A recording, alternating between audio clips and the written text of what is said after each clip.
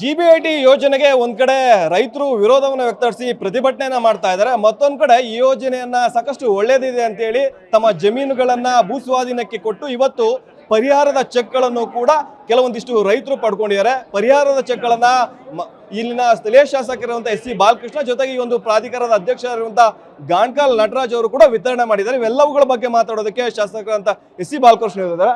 Sir, ಈಗ ಸಾಕಷ್ಟು ಒಂದ್ ಕಡೆ ಹೋರಾಟ, ಪ್ರತಿಭಟನೆ, ಟೀಕೆ, ಟಿಪ್ಪಣಿ, ರಾಜಕೀಯ ಸಮರ ಎಲ್ಲವೂ ಕೂಡ ಆರಂಭ ಆಗಿದೆ. ಇವುಗಳ ನಡುವೆ ಭೂಸ್ವಾಧೀನ ಆಗ್ತಿರುವಂತಹ ಜಮೀನಿಗೆ ಪರಿಹಾರ ಚೆಕ್ ಅನ್ನು ವಿತರಣೆ ಮಾಡಿದ್ರೆ ಫಸ್ಟ್ ರಿಯಾಕ್ಷನ್ ಏನು ಸರ್?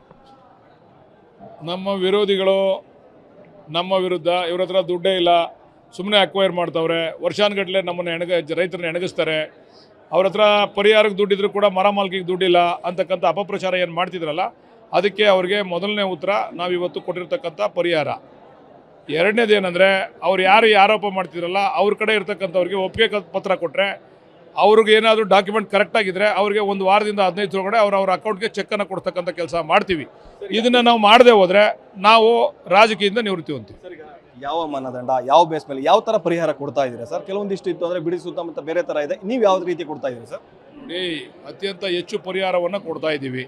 ಅದಕ್ಕೆ ನಮ್ಮ ಜಿಲ್ಲಾಧಿಕಾರಿಗಳು ಅದರ ಬಗ್ಗೆ ಸಾಕಷ್ಟು ಚರ್ಚೆ ಮಾಡಿ ಬೇರೆ ಬೇರೆ ಆದೇಶಗಳನ್ನ ನೋಡಿ, ಸುಪ್ರೀಂ ಕೋರ್ಟ್ ಆದೇಶ ಅಥವಾ ಈ ದೇಶದಲ್ಲಿ 2013 ಆ್ಯಕ್ಟ್ ಪ್ರಕಾರ ಎಲ್ಲೆಲ್ಲಿ ಜಾಸ್ತಿ ಕೊಟ್ಟವ್ರೆ ಅವೆಲ್ಲವನ್ನು ತರಿಸಿ ಕ್ರೋಢೀಕರಣ ಮಾಡಿ ನಾವು ಇಷ್ಟು ಕೊಡ್ಬೋದು, 2 ಕೋಟಿಗಿಂತ ಮೇಲ್ಪಟ್ಟು ಅಂತಕ್ಕಂಥ ತೀರ್ಮಾನ ಮಾಡಿದ್ದಾರೆ. ಆ ವ್ಯಾಪ್ತಿ ಆಧಾರದ ಮೇಲೆ ಕೊಡ್ತೀವಿ. 2 ಕೋಟಿಯಿಂದ 2.25 ಕೋಟಿ 3 ಕೋಟಿ ಹತ್ತತ್ರನೂ ಕೂಡ ಆ ವ್ಯಾಪ್ತಿಯಲ್ಲಿ SR ರೇಟ್ ಇತ್ತಲ್ಲ ಅದರ ಆಧಾರದ ಮೇಲೆ ಕೊಡ್ತಾ ಇದ್ದೀವಿ. ಈಗ ಫೈನಲ್ ನೋಟಿಫಿಕೇಶನ್ ಆಯಿತು, 3 ಕಂದಾಯ ಗ್ರಾಮಗಳು, ಆ 3 ಕಂದಾಯ ಗ್ರಾಮಗಳು ಕೊಡ್ತಾ ಇದ್ದಾರೆ. ಎಷ್ಟು ರೈತರು ಒಪ್ಪಿದ್ದಾರೆ? ಕೆಲವೊಂದಿಷ್ಟು ರೈತರು ನಾವು ಒಪ್ಪೇ ಎಲ್ಲ ಪ್ರತಿಭಟನೆ ಮಾಡ್ತಾ ಇದ್ದಾರೆ. ಈಗ ನೀವು ಎಷ್ಟು ಜನಕ್ಕೆ ವಿತರಣೆ ಮಾಡ್ತಾರೆ?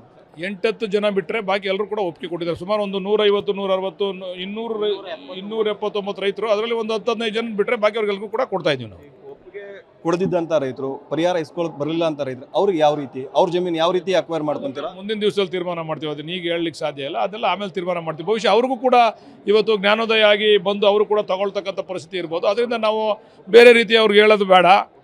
ಅಲ್ಲ, ಅವ್ರದ್ದೇನು ಸಮಸ್ಯೆ ಏನಾರು ಇರಲಿ, ಅವ್ರನ್ನ ಒಪ್ಪಿಗೆ ಕೊಟ್ಟರೆ ಕೊಡೋಣ. ಬಟ್ ನಾವು ಅವ್ರನ್ನ ಏನೋ ಮಾಡ್ತೀವಿ, ಇನ್ನೊಂದು ಮಾಡ್ತೀವಿ ಅಂತಕ್ಕಂಥ ವಿಚಾರ ಬೇಡ. ರೈತರೇ ಅವರೆಲ್ಲ ನಮ್ಮ ಅಣ್ಣ ತಮ್ಮದಿರೆ, ಅವ್ರನ್ನೆಲ್ಲ ಮನವೊಲಿಸಿ ಇಷ್ಟು ಜನ ತಗೊಂಡ್ಮೇಲೆ ಬಹುಶಃ ಅವ್ರಿಗೂ ಕೂಡ ಮನ ಪರಿವರ್ತನೆ ಆಗಿ ತಗೋಬೋದು ಅಂತಕ್ಕಂಥ ಆತ್ಮವಿಶ್ವಾಸ ಇಟ್ಕೊಂಡಿದ್ದೀವಿ.